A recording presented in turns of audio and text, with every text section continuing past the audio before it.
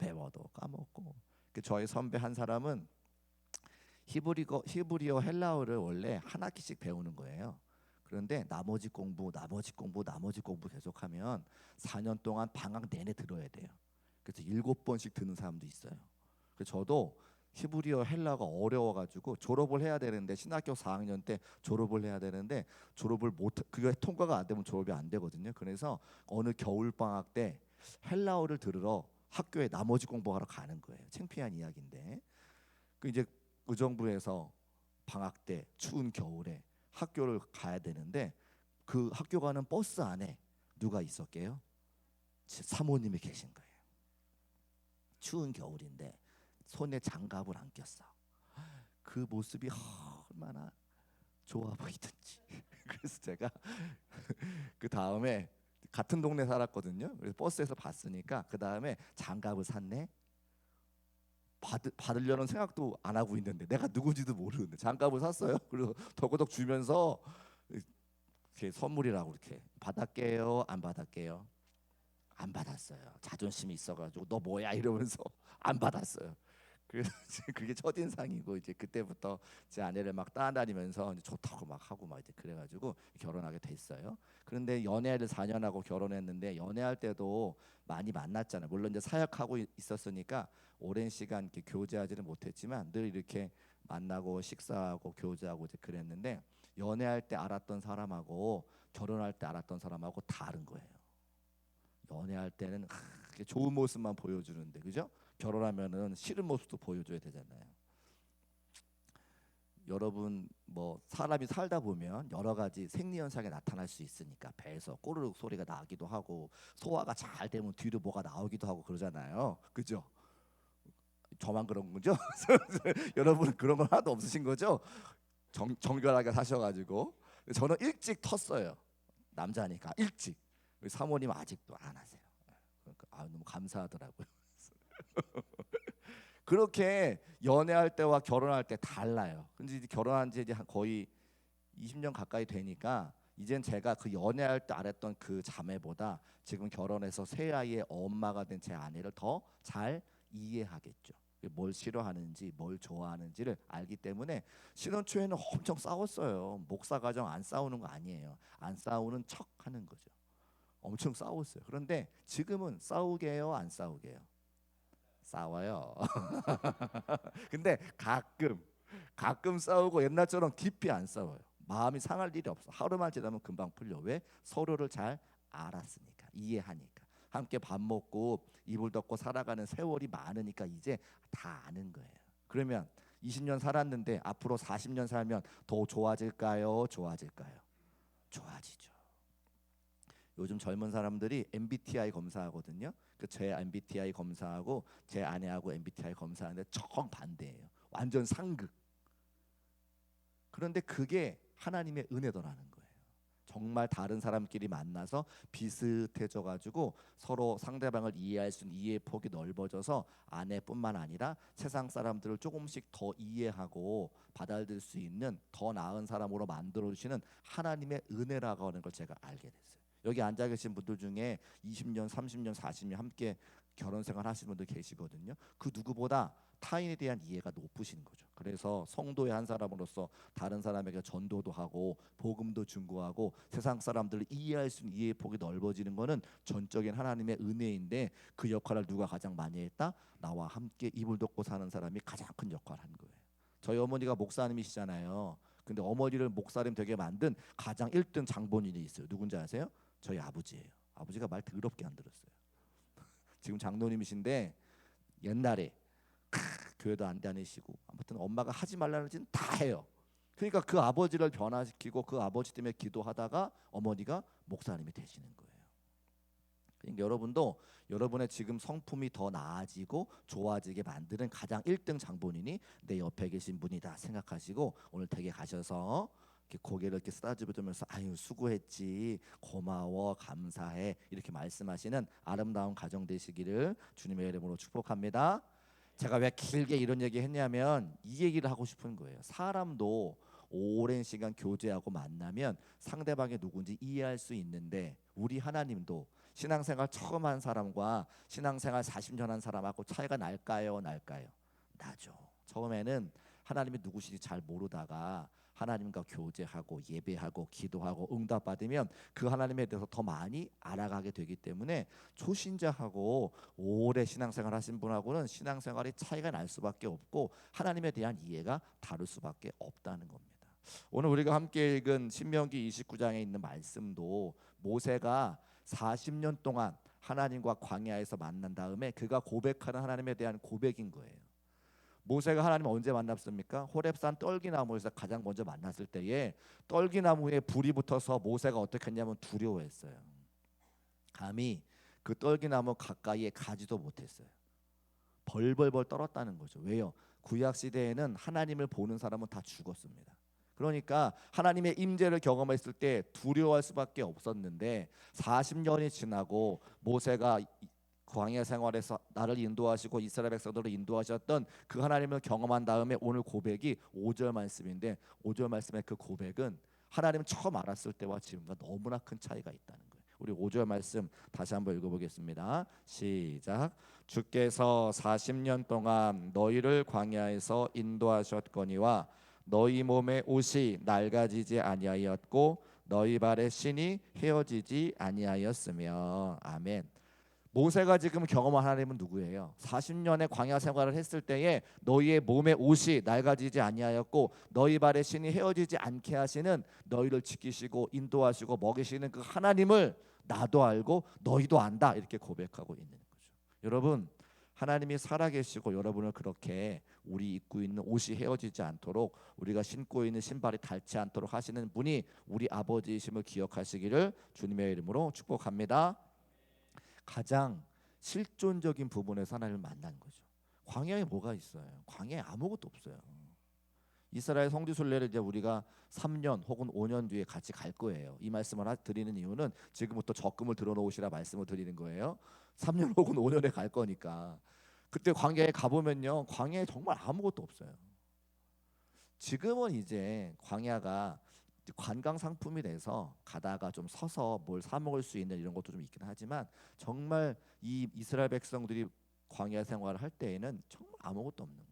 풀 한 폭이 나지 않고 물 한 군데 나지 않아서 하나님이 반석을 쳐 물을 내지 않으시면 물을 마실 수 없던 그런 시절이었습니다. 근데 이스라엘 백성들이 40년을 돌아가는 동안 그들이 농사짓지 않아도 목축 생활하지 않아도 그들이 죽지 않았다는 거예요. 애굽에서 도망쳐 나올 때 뭘 가져올 수 있었겠습니까? 그리고 40년 생활하는데 우리처럼 공장이 있는 것도 아니고 뭘 어떻게 만들 수가 있었겠어요? 입은 옷 한 벌 가지고 나왔고 신는 신발 한 켤레 신고 나왔을 텐데 그게 40년 동안 헤어지지 않고 닳지 않아서 그들이 먹고 살 수 있도록 인도하신 분이 바로 우리 하나님 아버지라고 누가 고백하는 거예요? 모세가 고백하는 거죠. 그 광야에서 하나님 말고는 의지할 것 없는 그때에 하나님만 의지하여서 낮에는 구름 기둥으로 밤에는 불길로 인도하시는 그 하나님을 경험한 다음에 모세가 지금 자신의 신앙을 고백하는 거죠. 그 사도신경만 신앙 고백이 아니라 이 신명기서 29장 5절 말씀도 모세의 고백이라고 하는 거예요. 우리 옷이 헤어지지 않게 하시는 하나님, 우리의 신발이 닳지 않게 하시는 하나님. 근데 원래 하나님께서 이스라엘 백성들을 그 광야에 40년을 걷게 하실 계획은 사실 아니었어요. 잘 아시는 것처럼 가데스 바네아에서 그들이 하나님 불평하고 원망했기 때문에 그들이 40년의 시간들을 광야를 걷게 됐죠. 신명기 1장 32절과 33절 말씀에 그들이 광야를 걷게 되었던 이유가 나타나고 있는데요. 신명기 1장 32절, 33절 같이 읽어보겠습니다. 시작. 이일에 너희가 너희 하나님 여호와를 믿지 아니하였도다. 그는 너희보다 먼저 그 길을 가시며 장막 칠 곳을 찾으시고 밤에는 불로 낮에는 구름으로 너희가 갈 길을 지시하신 자신이라. 아멘. 자, 저 32절과 33절을 가만히 읽어보면 하나님의 마음이 어떠실 것 같아요? 서운하시죠. 왜 서운하실까요? 하나님은 우리를 지극히 사랑하셔서 지금 뭐라 그래요? 그 길을 먼저 가셨다고 하잖아요. 우리가 걸어가야 될 길을, 이스라엘 백성들이 걸어가야 될 길을 먼저 가서 다 장막 칠 곳을 찾으시고 밤에는 불기둥으로 또 낮에는 구름 기둥으로 너희 갈 길을 지시하신 분이신데 그 하나님을 어떻게 해요? 잘 모르는 거죠. 오해하는 거죠. 그러니까 하나님 마음이 제가 볼 때 서운하신 거예요. 서운하신. 하나님께서 이스라엘 백성들을 맨 처음에 부르셨을 때, 그들을 선민으로 세우셨을 때 제사장 나라 거룩한 백성으로 삼으신 거예요. 하나님 먼저 찾아오신 거죠. 그 선민이야, 나는 너희들의 아버지가 될 것이고 너희들은 나의 거룩한 나라, 제사장 나라 거룩한 백성이 될 거야라고 말씀하시는 것은 그들의 모습을 통해서 하나님이 살아계심을 만 백성들에게 보이기 위한 거예요. 그러면 그때부터 뭐가 생겨야 돼요? 믿음이라는 게 있어야 되는 거죠. 자, 32절에 이 일에 가데스 바네아에서 정탐꾼을 보내서 그 가나안 땅을 정탐하라고 말씀하셨을 때 이 일에 너희가 너희 하나님 여호와를 어떻게 해요? 믿지 아니하였다. 우리를 먼저, 이스라엘 백성들을 먼저 찾아와 주시고 그들을 출애굽시켜 주셔서, 출애굽할 때도 그냥 출애굽했어요? 바로 왕에게 10가지 재앙을 내리시고 그걸 다 노예였던 이스라엘 백성이 다 눈으로 봤단 말이에요. 홍해를 가르시던 분이셨잖아요. 뒤에는 군대가 쫓아오지요. 앞에는 홍해가 막혀 있지요. 민족의 걸출한 지도자 모세의 손길을 통해서 홍해가 갈라져 그 바다를 걸어갈 때에 양옆으로 물이 막 있는데 하나도 젖지 않은 그 역사를 그들이 경험했단 말이에요. 근데 그 하나님은 어떻게 해요? 믿지 아니하였다.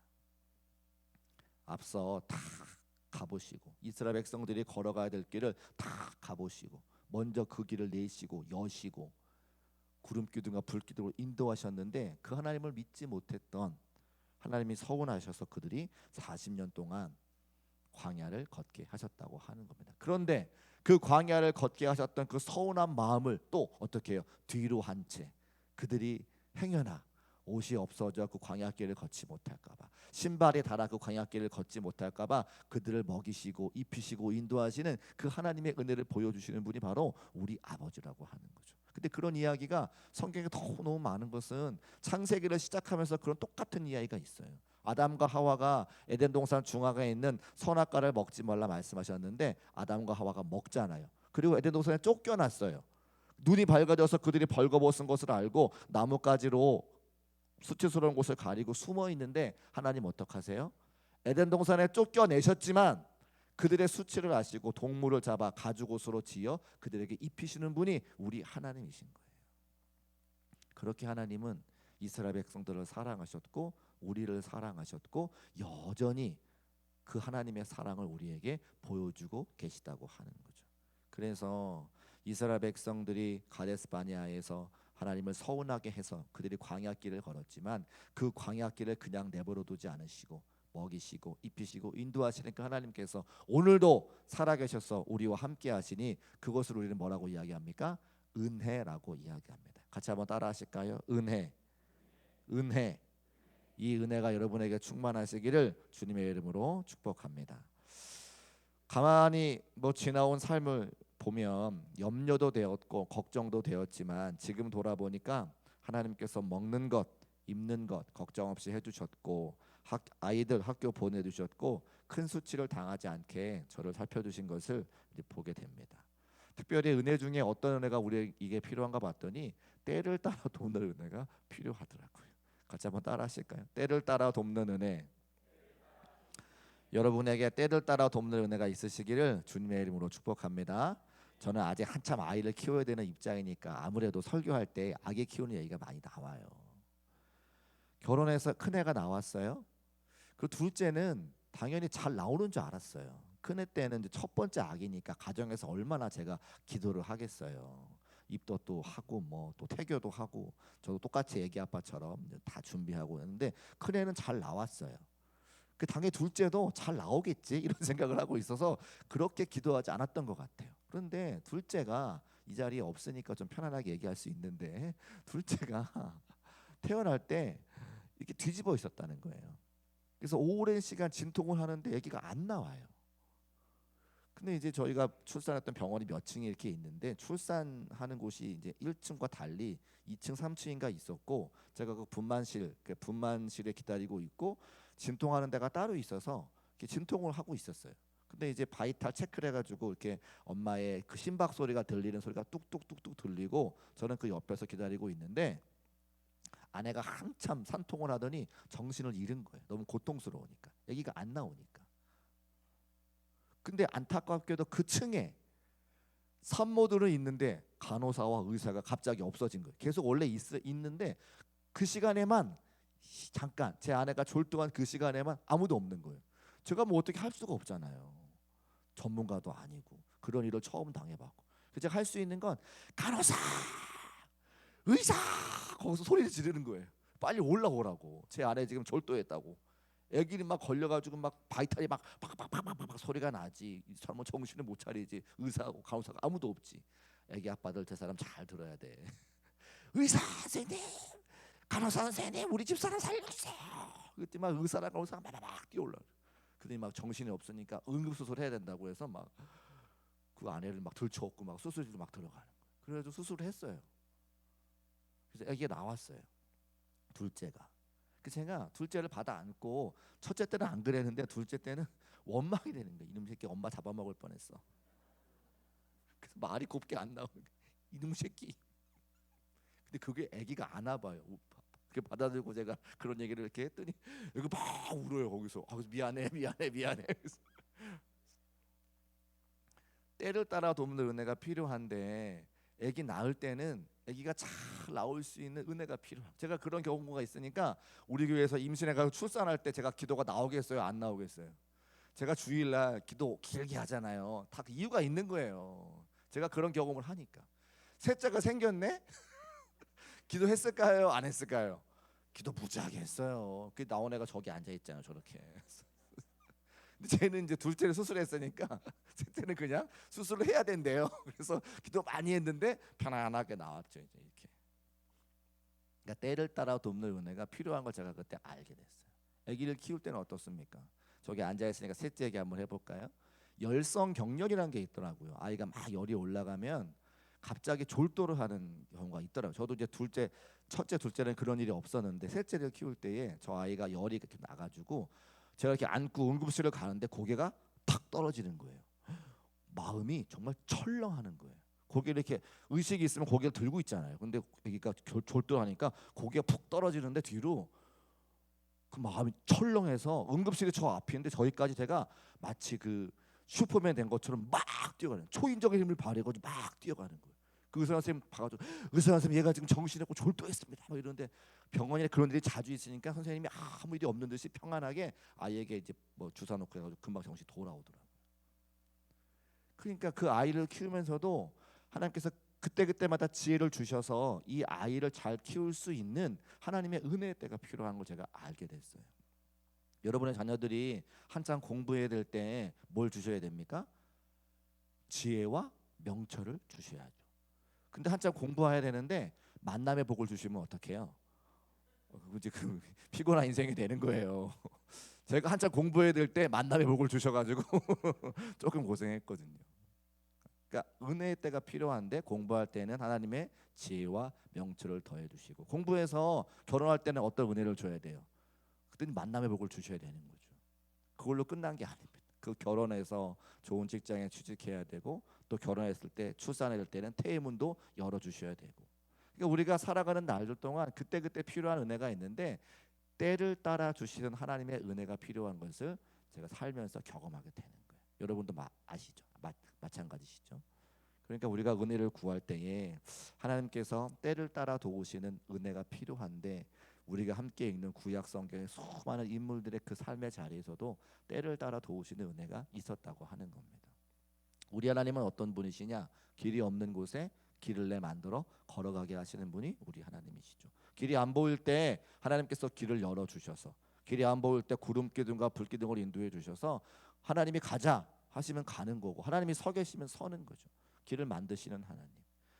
물이 없어가지고 이스라엘 백성들이 전전긍긍할 때 반석을 쳐 물을 마시게 하시는 분이 우리 하나님이신 거예요. 고기가 먹고 싶어요. 고기가 있었던 애굽으로 돌아갈래요. 만나와 메추라기를 주셔서 그들에게 풍성하게 먹이셔서 하나님 말씀에 순종하게 만드시는 분이 우리 하나님이십니다. 그러니까 하나님의 은혜가 아닌 것이 하나도 없는데, 삶의 자리마다 우리 하나님의 은혜를 기억하고 찬송하는 것이 우리의 사명인 것을 말씀을 통해서 확인할 수가 있습니다. 오늘도 주의 말씀 들으시고 모든 것이 하나님의 은혜임을 기억하며 감사와 찬송할 수 있는 저와 여러분 되시기를 주님의 이름으로 축복합니다. 이게 첫 번째. 한 가지 더 있는데요. 두 번째는 신명기 29장 14절과 15절 말씀을 화면에 올려두시고 같이 한번 읽어보겠습니다. 시작.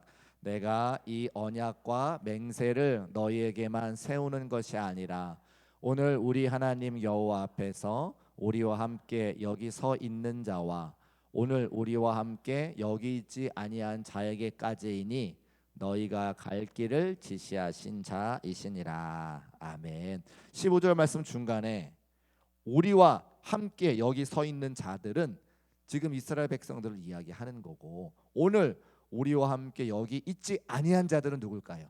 저들의 다음 세대, 자녀들 세대겠죠. 그들에게 하나님의 언약과 맹세를 알려줘야 될 의무가 우리에게 있다는 거예요.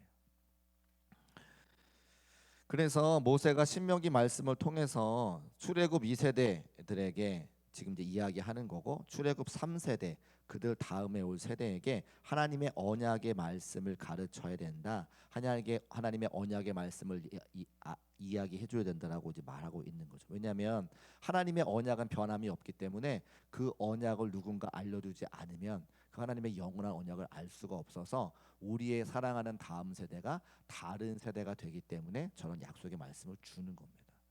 그런 말씀이 너무나 많은데 오늘 새벽에 나눈 말씀이에요. 요즘에 히브리서를 우리가 새벽마다 묵상하는데 히브리서 11장 말씀을 나눴거든요. 그래서 아브라함과 사라에 대한 이야기가 나오는데 사라에 대한 이야기를 제가 잠깐 드리고 싶어요. 히브리서 11장 11절에 이렇게 기록하고 있어요. 믿음으로 사라 자신도 나이가 많아 단산하였으나 잉태할 수 있는 힘을 얻었으니 이는 약속하신 이를 미쁘신 줄 알았음이라 말씀하고 있죠. 지금 믿음에 대한 이야기를 하면서 사라의 믿음이 뭐냐? 약속하신 이를, 언약을 주신, 나에게 말씀을 주신 그분이 미쁘신 줄을 안 것을 믿음이라고 이야기하는 거죠. 그럼 미쁜 게 뭐예요? 믿고 의지하다라고 하는 뜻이 미쁘다고 하는 뜻이거든요. 사라가 왜 믿음의 반열에 올라갔느냐? 많은 사람들의 후대 사람들에게 믿음 있는 자라고 칭송받았느냐? 하나님의 약속의 말씀을 믿고 의지했다는 거예요. 어떨 때? 아브라함이 99세가 되고 사라가 90세에 하나님이 약속을 하세요. 내가 이삭을 주겠다. 근데 우리가 다 알죠. 아브라함이 99세고 사라가 90세면 인간의 생각으로 아이가 태어날 수 있어요? 없어요? 없죠. 그래서 어떻게 해요? 아브라함도 웃고 사라도 웃는 거예요. 근데 하나님 참 위트가 있으세요. 그 웃는 두 사람한테 너희가 자식을 낳으면 이삭이라고 지어라 말씀하시는 거죠. 이삭이 뭐예요? 웃는 자라고 한 뜻이거든요. 너희가 웃었지? 너네 아이들 이름은 이삭이야. 그 이삭을 바라볼 때마다 뭐가 생각이 날까요? 내가 하나님의 말씀을 웃었던 그때가 생각이 나겠죠. 하나님 참 위트가 있으신 분이에요. 그리고 1년이 지나서 약속하신 대로 말씀하신 대로 이삭을 주시는데 성경에 뭐라고 기록되어 있는지 참 놀라워요. 창세기 21장 1절 말씀 같이 한번 읽어보겠습니다. 시작. 여호와께서 말씀하신 대로 사라를 돌보셨고 여호와께서 말씀하신 대로 사라에게 행하셨으므로 뭐라 그래요? 여호와께서 말씀하신 대로, 여호와께서 말씀하신 대로. 제가 말씀드렸어요. 성경에 두 번 반복해 나오는 거는 강조하는 거다, 중요한 거다 말씀드렸죠. 지금 사라가 아기가 나오는 게 중요한 게 아니라 뭐가 더 중요해요? 여호와께서 말씀하신 대로 이루어진 걸 성경에서 강조하는 거예요. 그러니까 우리가 하나님께서 언약하신 언약의 약속은 이루어진다고 하는 것을 믿는데 그 내 믿음 가지고만 살아갈 것이 아니라 내 믿음 가지고 내가 잘되고 형통한 것은 물론이고 그 믿음을 누구에게 전수해 줘야 돼요? 다음 세대에게, 자녀들에게 전수해 주는 거예요. 뭘로? 무엇으로? 이렇게 함께 예배드리는 것으로. 제가 왜 목사가 됐냐면 가만히 생각해 보니까요. 신학교에 가면 선배들이 물어봐요. 너 왜 목사가 됐어? 왜 신학교에 들어왔어? 근데 저도 그때까지 신학교에 왜 왔는지 잘 몰랐다가 고민을 하는 거예요. 내가 왜 신학교에 가게 됐지? 제가 고등학교 2학년 때 제 스스로 서원 기도를 했더라고요. 부흥회 때 인천에 있는 숭이 감리교회 이호문 목사님이라는 분이 부흥 강사인데 유명한 분이신데 그분 부흥회를 제가 세 번 네 번 정도 이렇게 들었거든요. 근데 그 강사님이 늘 아이들을 이렇게 세우세요. 학생들을. 그래서 너희들이 지금 은혜 받았으면 마음에 하나님을 위해서 인생을 드리고 싶은 사람은 결단하세요. 이렇게 도전하세요. 근데 제가 그 말을 듣고 언젠가 한번 일어나서 기도했더라고요. 저는 기도놓고 잊어버렸어요. 근데 제 삶에 제가 원래 체육교사 되고 싶었고 또 호텔 관광 경영학과 다니고 뭐 이런 일련의 사건들이 있었잖아요. 다 잊어먹고 있다가 결정적으로 제 인생을 하나님께 이렇게 결정적인 어떤 갈림길에 있을 때 딱 기도하게 하시고 신학교를 선택하게 하신 것은 저도 알지 못하던 때 하나님께서 인도하셨던 그 약속의 말씀으로 인도하셨던 그때가 있었기 때문에 제가 신학교에 간 것을 신학교 들어가서 알게 된 거예요. 그러니까 하나님은 어떻게 하시는 분이냐? 말씀하시고 약속하시고 그것을 당신의 방법으로 신실하게 이루시는 분이라고 하는 거죠. 제가 그 일련의 과정들을 생각하면서 우리 아이들에게 가장 신앙을 전수할 수 있는 가장 좋은 방법은 뭐냐면 여러분과 함께 예배하러 오는 거예요. 예배하는 모습을 보여주는 거.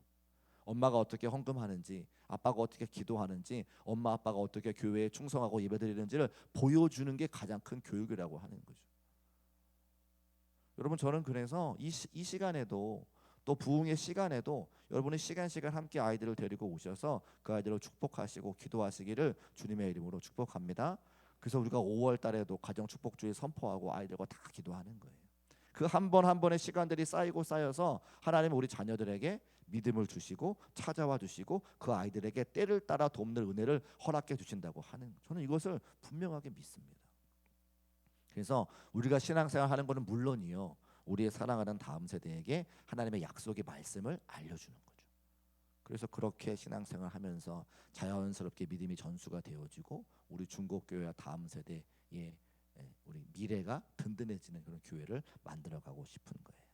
말씀을 정리하겠습니다. 우리 삶에 여러 가지 은혜가 필요한데 하나님께서는 오늘도 살아계셔서 이스라엘 백성들에게 은혜를 베푸셨던 바로 그분이 우리 하나님이시고 우리에게도 동일한 은혜를 베푸시기 원하고 때를 따라 돕는 은혜를 베푸실 때에 우리의 사랑하는 자녀들까지 그 약속의 말씀을 이루고 싶어 하시는 분이라고 하는 사실을 오늘 말씀을 통해서 알 수가 있습니다. 처음에는 잘 모를 수 있어요. 초신자들은 잘 모를 수 있어요. 그런데 시간이 신앙생활에 10년 지나고 20년 지나고 30년 지나면 그 하나님 아버지의 마음을 알겠더라는 거예요.